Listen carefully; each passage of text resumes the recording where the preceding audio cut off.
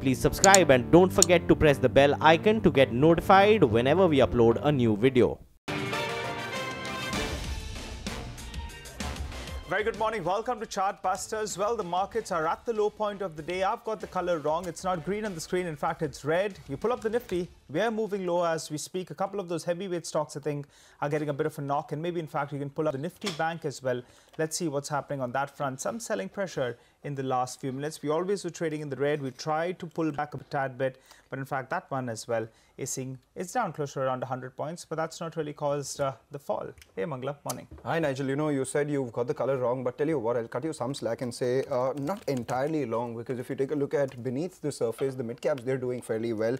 That index is in the green. And even if the advanced decline ratio is something to go by, there are still more stocks in the green. So you might want to thank me for being a little kind to you today. Absolutely. I'll do with anything that's kind nowadays. You know? But individual stocks, you know, they're gaining and they're gaining some traction as we speak. The stock on my radar right now actually is Avenue Supermarts. We've been talking about how it is expensive, trading at 72 times 2-year forward earnings, and that is expecting after 100% growth in the next 2 years on their EPS. But a company that's giving you 43% EPS growth, I'm not sure whether there is more buying today or not, but what I'm sure of, there's definitely no selling. And the free float in the market is no more than 5-6% of its 1 lakh crore market cap, which is why we're seeing that move perhaps on DMart as well. Absolutely, Mangala. And a couple of stocks that are really seeing some selling pressure because we saw the Nifty move to the low point of the day, but the Nifty Bank didn't really crack. I'm looking at a couple of stocks. One is Tata Motors. It comes out with its set of numbers later today.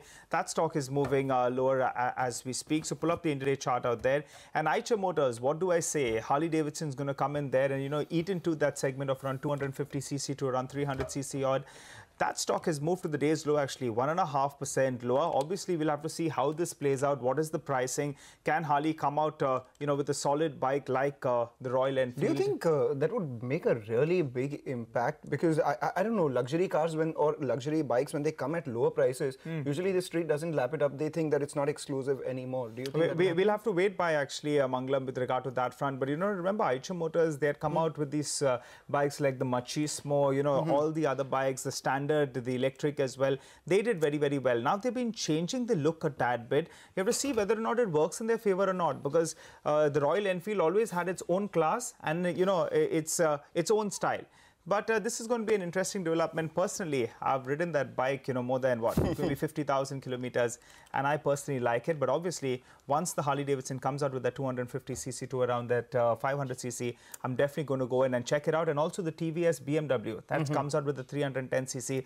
So it's a biking feast for us. Nothing to do with the Bajaj Triumph? Oh, not as yet, not as yet. But I think our producer, Clarence, is saying, let's move on. He's heard enough about bikes. He wants to know about stocks. All right, so let's tell him about stocks then. And let's allow viewers about the top stories as well. Tech Mahindra, tops Nifty charts are up 4% as we speak. Revenue margins beat muted expectations. Kotak says outlook remains promising on the back of new deal closures in the telecom vertical.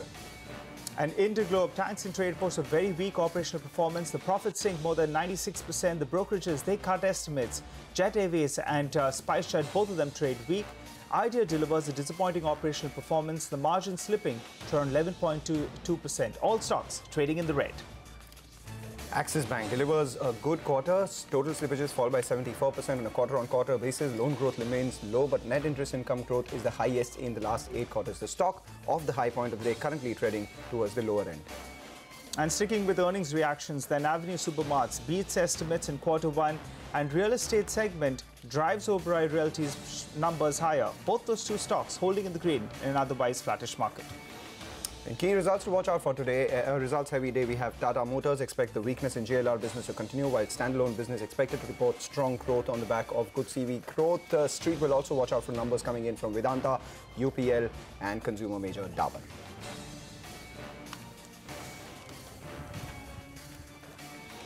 Well, how do you trade the Nifty from here? Do you look to buy into that dip? We're down close to around 40 points as we speak. The Nifty Bank is down close to around 100 points.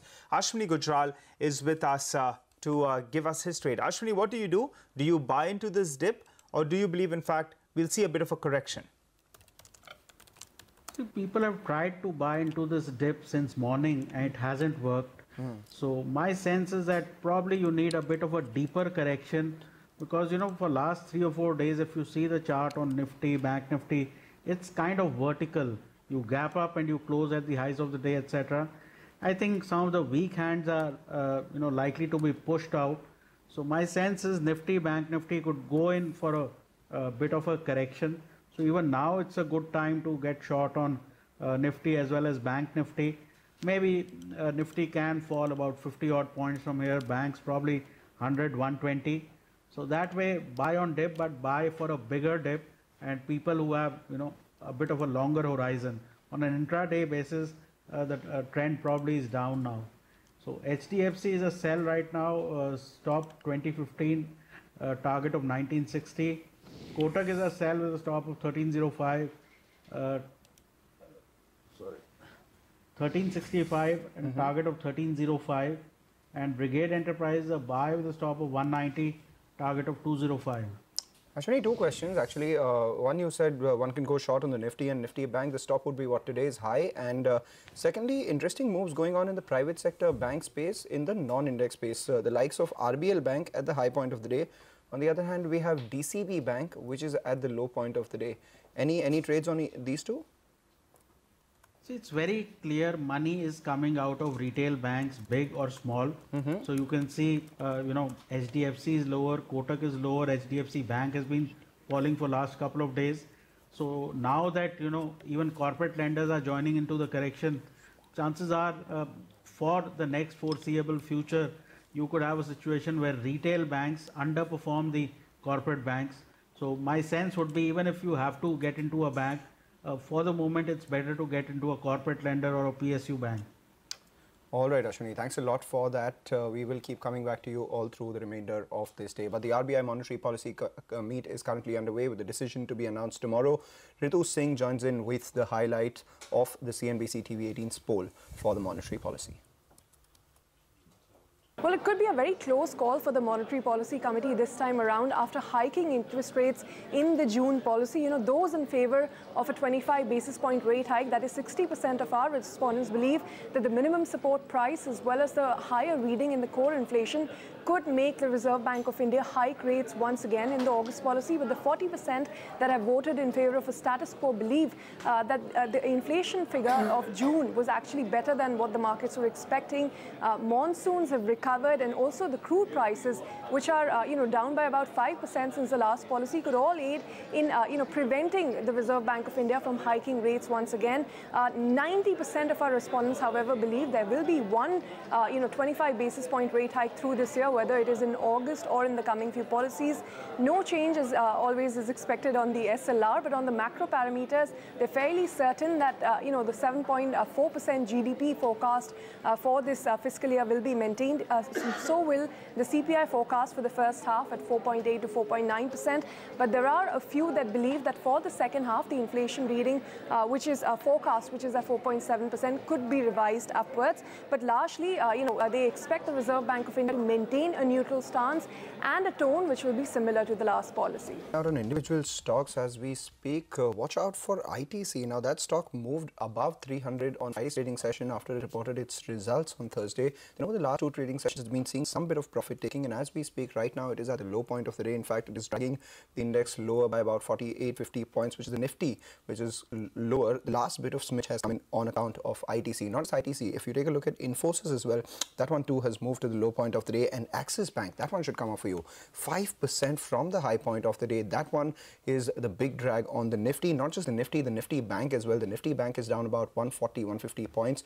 Abhishek told us the results were a good set, especially on account of this, the drop that we saw in slippages after quarter on quarter. But perhaps the lack of loan growth is something that the street is not liking, which is why that stock down about 5% from the high point of the day. Beneath the surface, perhaps there was some sort of issues with regards to escalating watch list as well. So we will watch out for individual stocks, but as of now, the only stocks which are dragging the index lower. We have Axis Bank, Infosys, and ITC. On the other hand, what's moving higher? Pharmaceutical stocks, some bit of defensive buying seen there. So Cipla, Sun Pharma, both of them at the high point of the day, and Infosys at the low point of the day. Keep an eye out on Tech Mahindra. Reported a decent set on a muted expectations.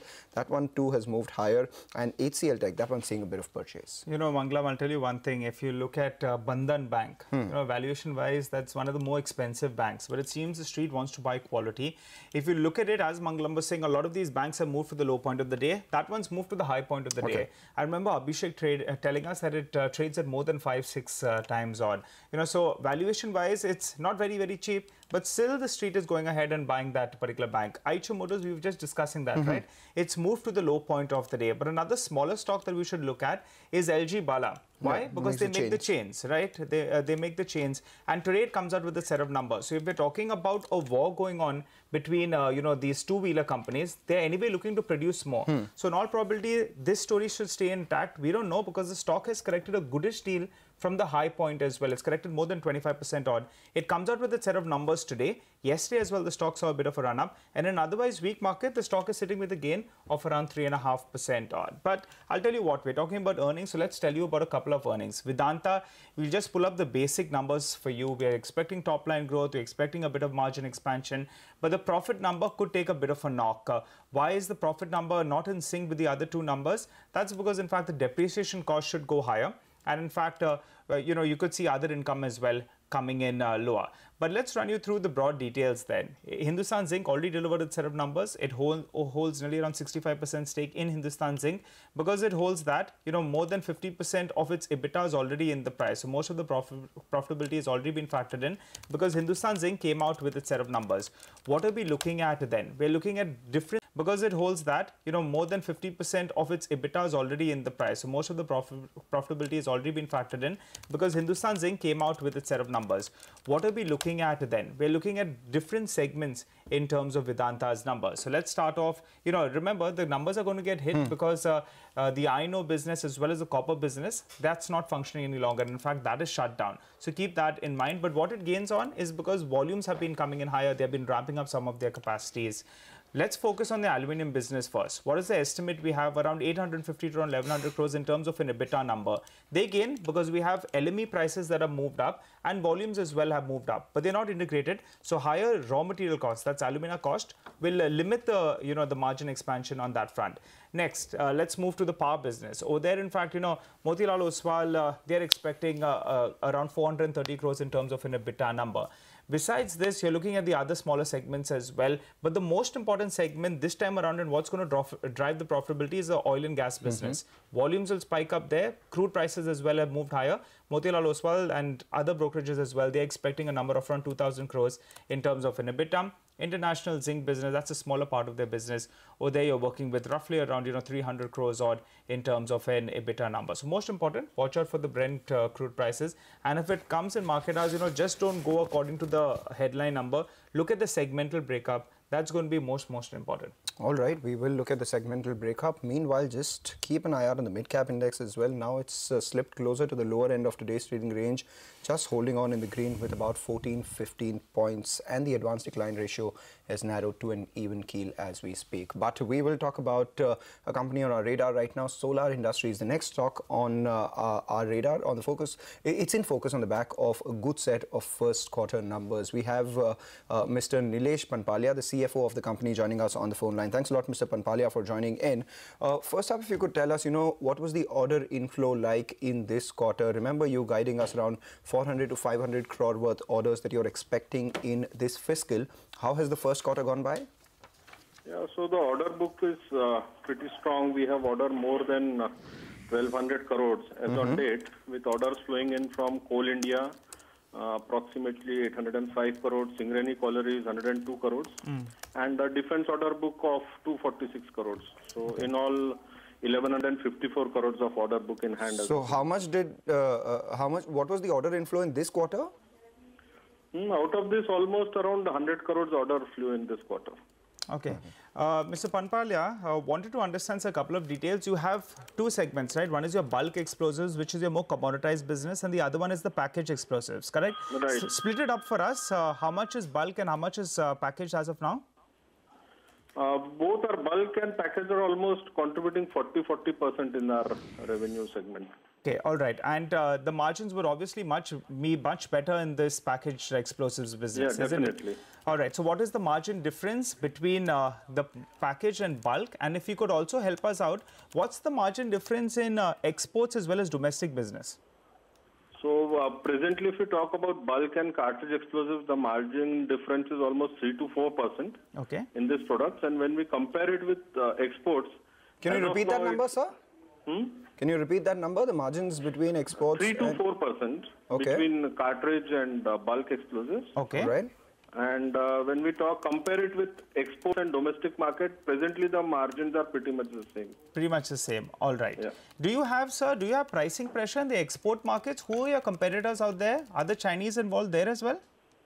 Yeah, definitely Chinese manufacturers are there who are also in the domain, but our major competitors remains Orica, then Incitec Pivot, which was Dyno Nobel earlier, and then we have Sasol. So these are our typically our competitors globally. Mr. Panpalia, considering that your export business now is a bigger chunk, right? It's nearly around 40%. Earlier it used to be 30-35%.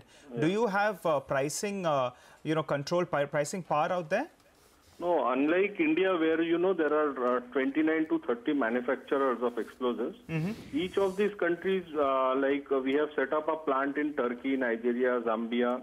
Okay. South Africa is also operational. So here we are basically, there are around 3 to 4 manufacturers. And yes, initial stage there are pricing pressures, but gradually it's not there. All right. In the meanwhile, if you could tell us a little about your balance sheet as well. We see the finance costs having doubled from 6 crores to about 12 crores, but no commensurate rise is what we've seen in the debt. So what explains this rise in the finance costs?